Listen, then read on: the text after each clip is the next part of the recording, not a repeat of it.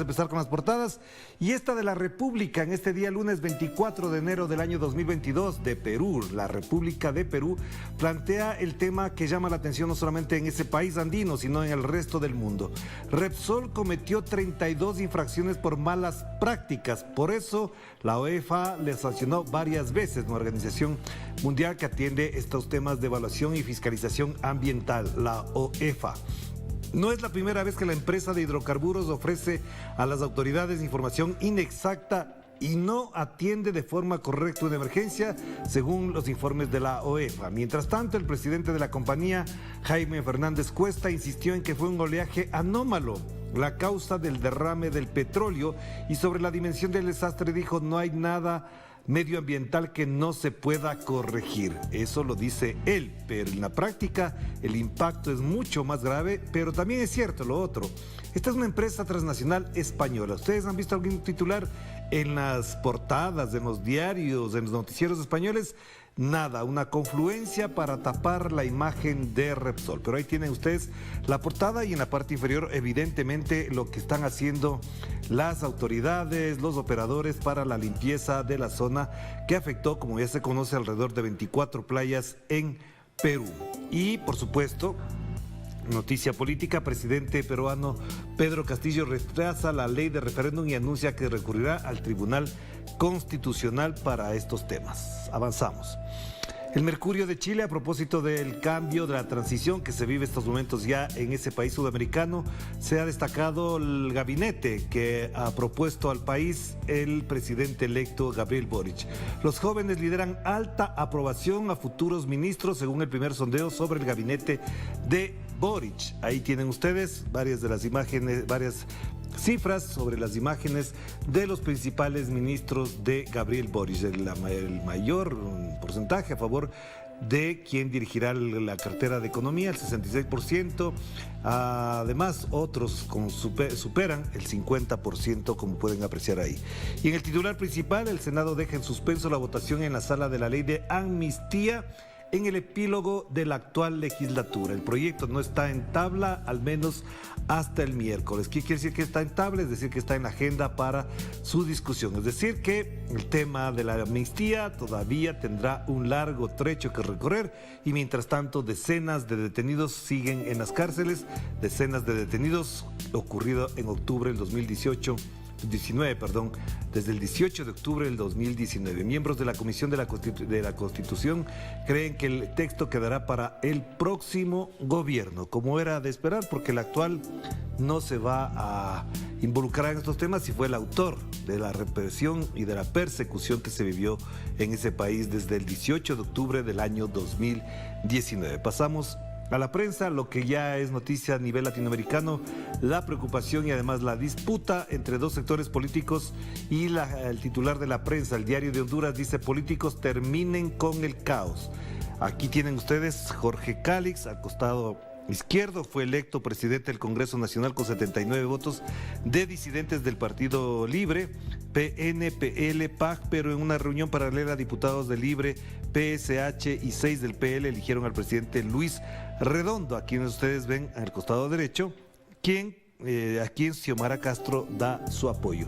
Que dice en cambio Luis Redondo: no permitiré que el Congreso sea instrumento de estructuras criminales. Esta crisis política además ha llevado a que la presidenta electa Xiomara Castro decida que si se va a posesionar será en un juzgado y no necesariamente frente al Congreso, dadas estas circunstancias que están planteadas aquí. Obviamente, lo que dice abajo la prensa también vale la pena destacar. Diversos sectores sociales exigen a los políticos dialogar para resolver esta crisis, mientras que Beatriz Valle denuncia amenazas de muerte y que Mel Zelaya y su familia quieren dar un golpe para instalar una Asamblea Nacional Constituyente. Lo habíamos advertido, en Honduras no será fácil para nada todo esto y efectivamente tendremos dificultades porque lo que hay en el sector de la derecha no es precisamente un espíritu democrático, todo lo contrario. Y como les decía, si ustedes ven en alguna parte en la portada del país algo sobre Repsol, pues no aparecerá absolutamente nada. Lo que sí se debe destacar es en la geopolítica mundial, Ucrania se rearma con la ayuda de Occidente. ¿No será al revés el título? ¿No será que Occidente arma a Ucrania para ponerse frente a Rusia, porque todo lo que se ha discutido en los últimos días, fundamentalmente el fin de semana, evidentemente lo que hay aquí es el interés de Estados Unidos de instalarse, rodear las fronteras de Rusia y por supuesto presionar para dos propósitos. La una, encerrar a Rusia, y la segunda, quedarse con los recursos naturales de estos países. De hecho, hay varios expertos, ONGs instaladas ya en Ucrania al respecto. ¿Qué más dice el país? Por supuesto, asumiendo el relato de la OTAN. El gobierno de Kiev recibe apoyo militar del Reino Unido y de Estados Unidos, pero Alemania mantiene la negativa a darle ese soporte. Eso lo veremos más adelante en una declaración del canciller Scholz de Alemania que plantea, por ahora, una revisión más adecuada, una definición mucho más clara para llegar a esta situación. Pero es muy importante con esto, porque lo otro es que Kiev ya había estado comprando armas a través de acuerdos con Estados Unidos, del Reino Unido, Lituania, Francia o Turquía, que se han suministrado drones de uso militar. Es decir, ¿para qué se arma tanto Ucrania? ¿Para qué necesita todo esto? No es por sí mismo, porque además no se olviden, en Ucrania hay un fuerte componente de población rusa, sino porque hay un interés de Estados Unidos, el gobierno ucraniano, ya sabemos a quién responde. En la parte final, una revelación que es muy importante también destacar: García Márquez, el Premio Nobel de Literatura, el colombiano Gabriel García Márquez, fue espiado por el PRI, por el Partido Revolucionario Institucional de México. El Servicio de Inteligencia mexicano siguió al Nobel colombiano desde los años 60. Esto es lo que sale de un espionaje, de una investigación que se había desarrollado, y además que el diario El País tiene acceso a ese expediente que da cuenta del seguimiento en reuniones privadas, fotos junto a su casa y un registro de sus viajes a Cuba. Evidentemente también esto pondrá a conversar a los sectores no solamente políticos, sino también literarios y culturales. Pasamos a la portada de Últimas Noticias. Reiteramos en este lunes 24 de enero. Títere, ladrón, te sale tocorón, le dijo Nicolás Maduro a este señor llamado Juan Guaidó. ¿Qué es lo que explicó el presidente Nicolás Maduro? Dijo que desde la Casa Blanca se supo de que se pretendía imponer un presidente títere. A veces la justicia constitucional tarda, pero de que llega, llega. Tengan la seguridad, pueblo de Venezuela, de que aquí va a haber justicia, expresó el presidente venezolano Nicolás Maduro al referirse al exdiputado Juan Guaidó desde el Palacio de Miraflores frente a una concentración del chavismo, dice el diario Últimas Noticias. Como ustedes pueden apreciar, efectivamente en la parte inferior se ve la concentración a la que alude el texto a propósito del titular principal de Últimas Noticias en conmemoración del 23 de enero. Y por otro lado, obviamente, en la parte inferior, aquí está más información. Piden a la Fiscalía avanzar contra crímenes del interinato. Parlamentarios fueron ayer al Ministerio Público en Caracas para exigir pronta aplicación de la justicia en los casos de crímenes desde el interinato. Ahí está planteado el tema. Lo de Rusia, igualmente, retomar el diálogo en el país solo compete a los venezolanos, dice la vocera oficial de Rusia a propósito de este intento nuevamente de poner la agenda política de Estados Unidos en Venezuela. Y este collage que hemos preparado para ustedes a propósito de la situación del Ecuador. En las últimas horas hubo pronunciamientos del presidente de la República, una ola de crímenes, de asesinatos, de balaceras, etcétera, etcétera. Pero los dos principales o los tres principales diarios que se supone deberían tener una línea, como se autodenominan, libre e independiente, fíjense en cómo titularon este domingo: San Valentín pone a correr a los floricultores.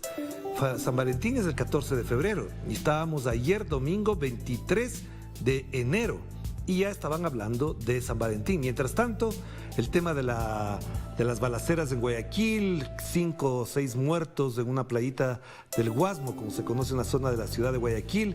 Nada. El Universo de Guayaquil, hay problemas en los centros gerontológicos. Ha habido problemas. Cierto, es verdad que ha habido problemas, pero hay problemas desde hace algunos meses. Resulta que hoy se dan cuenta de que ha habido problemas, pero lo único que dice el Universo aquí en titular chiquitico, bajito: la playita fue escenario de ataque armado. ¿Y qué pasó con eso? Nada. Mientras tanto, diarios como La Hora, también el turismo comunitario, una forma de supervivencia. Qué bueno, qué importante. Pero, en cambio, los diarios sensacionalistas como Súper dice: masacre en la playita del Guasmo. Guayaquil se desangra. Esta portada explica mejor lo que pasó, porque no solamente fueron en esa zona los crímenes. Noche de terror en el sur de la ciudad, sicarios llegaron en lanchas y repartieron bala. La crónica, no de este diario, sino de redes sociales, da cuenta de que efectivamente había un cruce entre bandas que se disputaban un cargamento, nos imaginamos, de cocaína, de droga en general. Y por otro lado, el diario Opinión de la provincia de El Oro, de la ciudad de Machala, en los primeros 22 días del año, El Oro, solamente la provincia del Oro suma 12 muertes violentas. Hay un incremento de 159% de incremento de la violencia en el Ecuador en general, pero aquí se destaca por el parte del diario Opinión, diario de la provincia del Oro, que en Machala, Huaquillas y Pasajes son los cantones de mayor incidencia. Y El Mercurio, diario de derecha, de la ciudad de Cuenca, bajan los niveles de contagio, el primer médico anestesiólogo, el jefe bomberil renuncia al sueldo y sobre la situación, apenas abajo apuñalan a joven que impidió un robo. Así se mueve la prensa ecuatoriana alrededor de la violencia, porque efectivamente tendrán que cubrir la ineficacia y también quizás la impotencia del gobierno. ¿Qué pasó el día de ayer? Pues sacaron del cargo a la comandante general de la policía, Tania Varela, colocaron a un reemplazo, lo cual había sido un grito de todos los sectores, porque la señora, aparte de los problemas que tiene de sospechas sobre su gestión, evidentemente con respecto al combate al crimen organizado, a las mafias criminales, no había hecho absolutamente nada. Pero claro, el señor presidente Guillermo Lasso la despidió, pasará al servicio pasivo, es decir, a la jubilación, con $4,000 mensuales hasta que terminen sus días. Muy cómoda, sin rendirle cuentas a nadie y sin resolver problemas como los que denunció el embajador de Estados Unidos de la existencia de alrededor de 19 narcogenerales en la cúpula policial de esa institución ecuatoriana. Pasamos a los portales informativos, pasamos a nuestra casa informativa Telesur. Brasil supera los 24 millones de casos positivos de coronavirus. Las autoridades sanitarias advirtieron que Brasil presenta un incremento en los casos diarios del COVID-19 debido a la variante Omicron. Y ahí tienen ustedes 24 millones de casos positivos de coronavirus. Lo que mencionábamos además la semana pasada, por las estadísticas, contagiados 352 millones en todo el mundo, contagiados en América Latina 55 millones de personas contagiadas en nuestro continente, entre ellos 24 millones de nada más y nada menos que brasileños. Fallecidos en el mundo 5.615.000 y en América Latina 1.577.000, de los cuales cerca de la mitad corresponden a Brasil. En cambio, Estados Unidos ya rebasó la cifra de los 71 millones de contagiados. Lo decíamos, empezó el año con un poquito menos de 60 millones y ahora, 24 de enero, ya tiene 71 millones y se acerca a los 72 millones de personas contagiadas, mientras que los fallecidos prácticamente llegan ya a los 900.000 fallecidos. Aquí más información de orden local que ya le hemos comentado. Lo que decíamos, el gobierno ecuatoriano remueve la comandante general de la policía, asesinan una periodista en la ciudad mexicana de Tijuana, lo veremos también en otro portal más adelante. Y ahí la Deutsche Welle, la OTAN refuerza la defensa de este europeo con aviones y barcos. Yo insisto que aquí está el relato de Occidente. No es que refuerza la defensa, refuerza su ataque, su presión contra Rusia. Y eso hay que entenderlo en la lógica que está planteada en los medios de comunicación. No defiende nada, se instala para amedrentar, presionar o disuadir a Rusia. ¿De qué? De que no defienda su territorio, nada más. Y aquí la declaración del señor Joe Biden. Joe Biden sopesa aumentar la implicación militar ante la escalada en Ucrania. ¿La escalada de quién? Y uno tiene que preguntarse estas cosas si quiere tener más elementos de análisis y de juicio para entender esta situación. El presidente de Estados Unidos, Joe Biden, evalúa desplegar varios miles de soldados. ¿Varios miles? ¿Cuántos serán? 10.000, 20.000 buques de guerra. ¿Cuántos serán? Buques tiene muchos Estados Unidos y aviones en países aliados del este europeo y las naciones bálticas. Después de muchos años de haberse puesto de acuerdo Rusia y Estados Unidos de no tocarse, de no afectarse, pues ahora le tocó la hora a Rusia. Y por supuesto lo que siempre dicen los analistas, los republicanos incluso en eso son más cautos. Los demócratas han hecho de esto su marca, su sello político en la política exterior. Actuar de esa manera expansiva en el planeta. Vamos cerrando esta noticia importante. Gustavo Petro oficializa su candidatura presidencial por la coalición de izquierda Pacto Histórico. Lo destaca este día Nodal, Noticias de América Latina y el Caribe. Y por supuesto más información de orden latinoamericano acá. Gabinete de Boris está conformado por mayoría de mujeres y varias figuras de la exconcertación, lo cual le ha traído varios problemitas al Gabriel Boric por la crítica desde los sectores de izquierda y progresistas de ese país sudamericano. Y lo que hablábamos de Honduras, la presidenta electa Xiomara Castro denuncia traición y dice que prestará juramento ante un juez. Ahí tienen esta información. Cerramos entonces con la agencia EFE de España.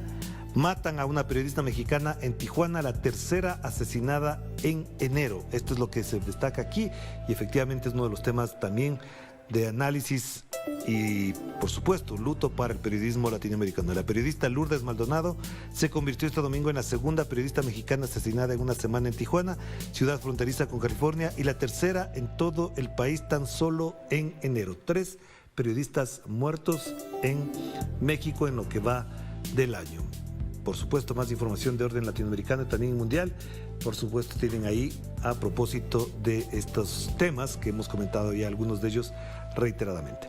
Cerramos con Prensa Latina, que destaca lo de Xiomara Castro. En entrevista con Prensa Latina, una periodista sin miedo, una entrevista que vale la pena destacarla para su análisis. Y en el costado derecho, algo que no queremos dejar de lado, jueces británicos dirán si Assange, Julian Assange, fundador de Wikileaks, puede apelar la extradición en el Supremo británico. Estamos pendientes de esto. Más información, me queda esto pendiente. La OTAN refuerza su presencia militar en Europa del Este con más buques y aviones debido a la situación en torno a Ucrania, que lo hemos comentado. Y aquí lo de que decíamos, el canciller alemán Scholz sobre la posibilidad de nuevas sanciones contra Rusia. Tenemos que considerar las consecuencias que esto tendría para nosotros, es decir, para los europeos, para los alemanes, que esto es lo más importante porque tienen muy cerca el conflicto y esto no le tendrá tranquilo al canciller alemán. Mientras que los británicos, que están un poco más lejos, están incluso fuera del continente, pues podrán hacer lo que quieran. Pero en realidad, en la práctica, quienes serían afectados de un conflicto bélico de esa magnitud, de la que se admite ya incluso en algunos escenarios, tendría graves consecuencias para la economía europea cuando intenta salir de la situación de la pandemia que también le acosa a ese continente. Hagamos la primera pausa y enseguida volvemos con más de Enclave Mediática.